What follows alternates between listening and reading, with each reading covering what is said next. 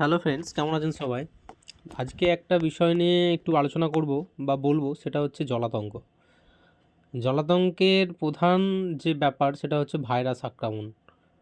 কুকুর বা অন্য কোনো প্রাণী যেমন বিড়াল, বানর, শিয়াল, এদের যে লালারস, সেই লালারসের মধ্যে জলাতঙ্কের যে ভাইরাস সেটা থাকে, এবং সেটা যদি রক্তের সংস্পর্শে আসতে পারে, অর্থাৎ তাদের কামড়ে যদি ক্ষত চিহ্ন কোথাও তৈরি হয়, তাহলে কিন্তু জলাতঙ্ক ঘটবে। আর জলাতঙ্কের ফল কি সেটা একবার দেখে নিন। অবশ্যই টিকা নিন এবং সাবধানে থাকুন। তোমার কি নাম? আমার নাম রামকানা সিং সর্দার। তোমাকে কোনো কুকুর কামড়েছিল এবছরে কোথাও কোনো সময়? আর ভাদ্র মাসে কামড়েছিল মনসা পূজার পরে। কোথায় কামড়েছিল? আমার বাড়ির এই পোষা কুকুর। বাড়ির পোষা কুকুর? হ্যাঁ, ওর পেশাব পায়খানা সব আমরা পেলি, আমরা যা খাই তাইও পেশাব।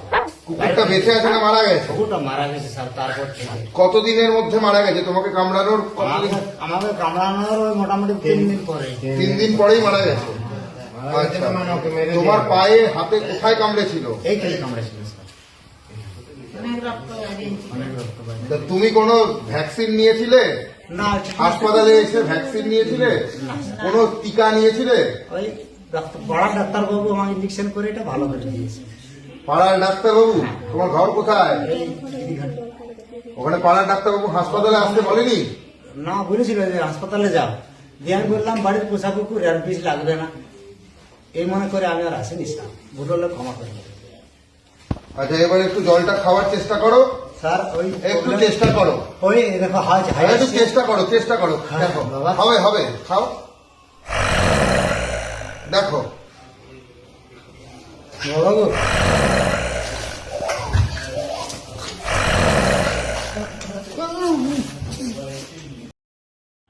তো সবাই দেখতে পেলেন কি মারাত্মক একটা কন্ডিশন। তোর কুকুর বা অন্য কিছু প্রাণী কামড়ালে কোনো দেরি না করে ভ্যাকসিন নেবেন হাসপাতালে গিয়ে। ধন্যবাদ সবাইকে।